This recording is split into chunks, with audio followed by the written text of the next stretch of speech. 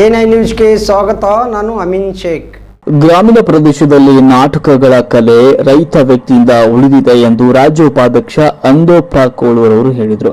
ಕೊಪ್ಪಳ ಜಿಲ್ಲೆಯ ಕುಕ್ನೂರು ತಾಲೂಕಿನ ರಾವಣಕಿ ಗ್ರಾಮದ ಗ್ರಾಮೀಣ ಪ್ರದೇಶದಲ್ಲಿ ಓ ಗೆಳತಿ ನೀನಲ್ಲ ನನ್ನ ಒಡತಿ ಅರ್ಥಾತ್ ಮಳ್ಳು ಮಾಡಾಳ ಮಾತು ತಪ್ಪ್ಯಾಳ ಎಂಬ ಸುಂದರ ಸಾಮಾಜಿಕ ನಾಟಕ ಪ್ರದರ್ಶನ ಹಲವಾರು ಬಡ ರೈತಾಪಿ ಜನರಿಂದ ಮನ ಪರಿವರ್ತನೆಯಾದ ಈ ನಾಟಕದ ರಂಗಭೂಮಿ ಕಲೆಯನ್ನ ಈ ಗ್ರಾಮೀಣ ಭಾಗದಲ್ಲಿ ಜೀವಂತವಾಗಿ ಉಳಿಸಿ ಬೆಳೆಸುವಂತಹ ಹೊಣೆಗಾರಿಕೆ ಈ ಗ್ರಾಮದ ಸಾಮಾಜಿಕ ಪ್ರತಿಯೊಬ್ಬ ರೈತ ವ್ಯಕ್ತಿಯು ಹಾಗೂ ಯುವಕರು ಈ ನಾಟಕದ ಕಲೆಗೆ ಇವರೇ ಸಾಕ್ಷಿಯಾಗಿದ್ದಾರೆ ಅಂತ ತಾಲೂಕು ಪಂಚಾಯತ್ ಮಾಜಿ ಉಪಾಧ್ಯಕ್ಷ ಕಳಕಪ್ಪ ಕಂಬಳಿಯವರು ನಾಟಕವನ್ನು ಉದ್ಘಾಟಿಸಿ ಮಾತನಾಡಿದರು. ಈ ವೇಳೆ ರೈತ ಸಂಘದ ರಾಜ್ಯ ಉಪಾಧ್ಯಕ್ಷ ಅಂದಪ್ಪ ರುದ್ರಪ್ಪ ಕೋಳೂರವರು ಹಾಗೂ ಅರವಿಂದಗೌಡ ಪಾಟೀಲ್ ಗ್ರಾಮ ಘಟಕದ ಅಧ್ಯಕ್ಷರಾದ ಬಸಪ್ಪ ಕಮ್ತರ್ ವೇದಿಕೆಯಲ್ಲಿದ್ದ ಗಣ್ಯ ವ್ಯಕ್ತಿಗಳಿಂದ ಜ್ಯೋತಿ ಬೆಳಗಿಸಿ ನಾಟಕಕ್ಕೆ ಚಾಲನೆ ನೀಡಿದರು. ಈ ನಾಟಕದ ದಿವ್ಯ ಸಾನ್ನಿಧ್ಯವನ್ನು ಸಿದ್ದಲಿಂಗಯ್ಯ ಚೌಕಿಮಠ ಹಾಗೂ ಶಿವರುದ್ರಯ್ಯ ಹಿರೇಮಠ ಅವರು ನೆರವೇರಿಸಿದರು. ಅಧ್ಯಕ್ಷತೆಯನ್ನು ಗ್ರಾಮ ಪಂಚಾಯತ್ ಅಧ್ಯಕ್ಷರಾದ ಸಕ್ರಪ್ಪ ಚಿನ್ನೂರು ಅವರು ವಹಿಸಿಕೊಂಡಿದ್ದರು. ಈ ಸಂದರ್ಭದಲ್ಲಿ ರಾಮನ್ಕಿ ಗ್ರಾಮದ ಶ್ರೀ ಪ್ರಾಣದೇವರ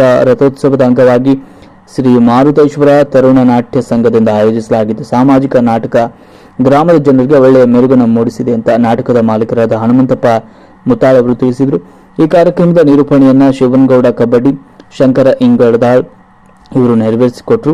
ಸಂದರ್ಭದಲ್ಲಿ ಮುಖ್ಯ ಅತಿಥಿಗಳಾಗಿ ಆಗಮಿಸಿದ ವೀರಯ್ಯ ಮೇಗಳಮಠ್, ವಿಶ್ವನಾಥ್ ತಮ್ಮಣ್ಣವರು, ಬಸವರಾಜ್ ಹುಲಿ, ಭೀಮನಗೌಡ ಪೂಜಾರ್, ಪರಸಪ್ಪ ಕೊಪ್ಪಳ್, ಶೇಖಪ್ಪ ಕವಳಿಕೆರೆ, ಶಿವು ಕವಳಿಕೆರೆ, ರಾಘುಹಳ್ಳಿ, ಭೀಮಣ್ಣ ಬೋದ್ಗುಂಪಿ, ಮಲ್ಲಿಕಾರ್ಜುನ ಕಾಳಿಕೇರಿ, ಹನುಮಂತಪ್ಪ ಮಲಪತಿ, ಅನ್ವರ್ ಸಾಬ್, ದೇವರಾಜ್ ಬಳುಟಗಿ, ವೀರೇಶ್ ಬಳುಟಗಿ, ಈರಪ್ಪ ತಪಾಲಿ, ಸುನೀಲ್ ಬೆಲ್ಲದ, ಬಸವರಾಜ ಎಸ್ ದೇವರು, ನಿಂಗಪ್ಪ ಮುತಾಳ್, ಸುಭಾಷ್ ಮೇಗೇರಿ ಹಾಗೂ ಗ್ರಾಮಸ್ಥರು ಯುವಕರು ನಾಟಕದಲ್ಲಿ ಉಪಸ್ಥಿತರಿದ್ದರು. ವರದಿ ಅಂದಪ್ಪ ಕೋಳೂರು.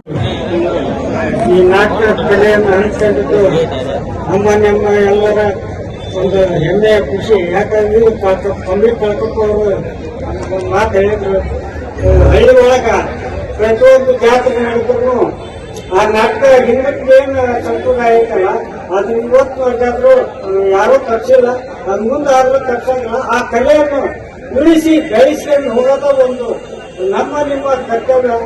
ಆ ಕರ್ತವ್ಯ ಪ್ರಕಾರ ಏನಿನ್ನೂ ಈ ಊರಾಗ ಏನು ಎಷ್ಟು ಪ್ರತಿಯೊಂದು 2-3 ನಾಟಕ ಆಗವು. ಬೇರೆ ಹಳ್ಳಿ ಒಳಗ ಇವತ್ತಿನವರೆಗ ದೊಡ್ಡ ಖರ್ಚು ಬರ್ತೈತೆ. ಇವತ್ತು ತಿಂಗಳಗಟ್ಟಲೆ ನಾಟಕ ಕಲಿಬೇಕಂದ್ರೆ ಸುಮ್ಮನೆ ಮುಖಾಟಲ್ಲ ಅದು. ಈಗ ಒಂದು ಎಷ್ಟಾದ್ರೆ ಅವತ್ತು 10-20 ಸಾವಿರ ಬರೋದು. ಈಗ 50-60 ಸಾವಿರ ರೂಪಾಯಿ, 80 ಸಾವಿರ ರೂಪಾಯಿ, 1 ಲಕ್ಷ ತನಕ ಖರ್ಚಾಗುತ್ತೆ. ಆ ಖರ್ಚಿಗೆ ಐತ್ರಿ ಎಲ್ಲ ಏನಾಗುತ್ತೆ, ಕೆಲವೊಂದು ನಾಟಕಗಳ ಹಿಂದುಳಿಯಾಗತ್ತವು. ಆ ನಾಟಕ ಮುಂದೆ ಬರಲ್ಲ. ಆ ನಾಟಕ ಕಲೆ ಆಡಬೇಕಾದ್ರೆ ರೈತರಿಂದಲೇ ಸಾಧ್ಯ ಅಂತ ನಾವು ಹೇಳ್ಬೋದು. ಬೇರೆ ಯಾರು ಈ ನಾಟಕದ್ದು ಆ ಕಲೆಗೆ ಯಾರು ತಗೊಳ್ಳಲ್ಲ. ಈ ಭಾಗದಾಗ ನಮ್ಮ ರೈತರು ಏನಿದ್ರೆ ಒಂದು ದಿನ ಮುಂಜಾನೆ ಹೊಲದಲ್ಲಿ ದುಡಿದು ಅದು ಮನೆಗೆ ರಾತ್ರಿ ಬಂದು ಮನೆಗೆ ಮಲಗ್ತಾರೆ ಅಷ್ಟೇ. ಆಗ ಅವ್ರಿಗೆ ಹುಡುಕದಾಟ ಬೇರೆ ಯಾರಿಗೂ ಹುಡುಕದಾಗಲ್ಲ. ಆ ನಾಟಕ ಕಲೆ ಇರೋದ ಆ ರೈತರಿಂದ ಸಿಗ್ತಾ, ಒಂದು ಯುವಕರಿಂದ ಸಿಗ್ತಾ. ಅದನ್ನ ಏನಂದ್ರೆ ಟಿವಿ ಇವತ್ತೇನು ಮನೆಯಾಗಿ ಹೇಳೋದು ಒಂದು ಇಷ್ಟ. ಅವ್ರು ಇವತ್ತು ಏನು ಟಿವಿ ಎಲ್ಲರೂ ಇವತ್ತ ಅವರಲ್ಲಿ ಪಾತ್ರ ಮಾಡ್ತಾರೆ. ನೀವೆಲ್ಲರೂ ಇವತ್ತ ಗ್ರಾಮದವರು ಸೇರಿ ಅವರಿಗೆ ಪ್ರೋತ್ಸಾಹ ನೀಡಬೇಕು. ಮತ್ತು ಇವತ್ತು ಒಳ್ಳೆ ಇವತ್ತು ಅವರು ಏನು ತೊದಲು ನುಡಿ ಆಡಿದ್ರು ನೀವೆಲ್ಲರೂ ಸಹಕಾರ ಕೊಟ್ಟು ಅವರಿಗೆ ಪ್ರೋತ್ಸಾಹ ಕೊಟ್ಟು ಅವ್ರನ್ನ ಆಶೀರ್ವದಿಸಬೇಕಂತ ನಿಮ್ಗೆ ಕೇಳ್ಕಂತ. ಮತ್ತು ಇವತ್ತು ಮೊಬೈಲ್ ಬಂದು ಇವತ್ತು ಇಡೀ ಜಗತ್ತ ಎಷ್ಟು ಒಳ್ಳೇದೈತೆ ಅಷ್ಟೇ ಕೆಟ್ಟದೈತಿ. ಹಂಗಾಗಿ ನಮ್ಮ ಯುವಕರಲ್ಲಿ ನಾವು ಒಂದು ಮನವಿ ಮಾಡ್ತೇವೆ ಅಂತಂದ್ರೆ, ಇವತ್ತು ನೀವು ಆ ಮೊಬೈಲ್ ಕೂಡ ಹೋದ್ರಂತಂದ್ರ ಇವತ್ತು ನೀವು ಹಾಳಾಗಿ ಹೋಗ್ತೀರಿ. ಆದ್ರೆ ಅದರಿಂದ ಒಳ್ಳೇದನ್ನ ಆಗ್ಬೋದು. ಆದ್ರೆ ಇವತ್ತು ಶೈಕ್ಷಣಿಕವಾಗಿ, ಆರ್ಥಿಕವಾಗಿ ನಾವು ಇವತ್ತು ನಮ್ಮ ಮನೆ ಹೆಂಗ ಸ್ಥಿತಿ ಐತಿ, ನಮ್ಮ ತಂದೆ ತಾಯಿದ್ ಏನ್ ಪರಿಸ್ಥಿತಿ ಐತಿ, ನಾವು ಹೆಂಗದೀವಿ ಅಂತೇಳಿ ಇವತ್ತು ವಯಸ್ಸಿನಿಂದ ಬರಗಲ್ಲ. ಇವತ್ತು ನಾವೇನ್ 25-30 ವರ್ಷದಿಂದ ನಾವು ದುಡಿದ್ರಂದ್ರ, ನಾವು ಆರ್ಥಿಕವಾಗಿ ಶೈಕ್ಷಣಿಕವಾಗಿ ಮುಂದೆ ಬಂದ್ರ ಇವತ್ತು ನಮ್ಮನ್ನ ಯಾರು ಏನ್ ಮಾಡ್ಕೊಳಕ್ಕಾಗಲ್ಲ.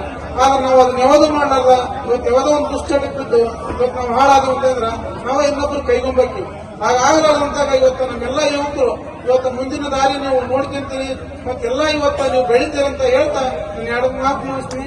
ಜೈ ಹಿಂದ್, ಜೈ ಕರ್ನಾಟಕ.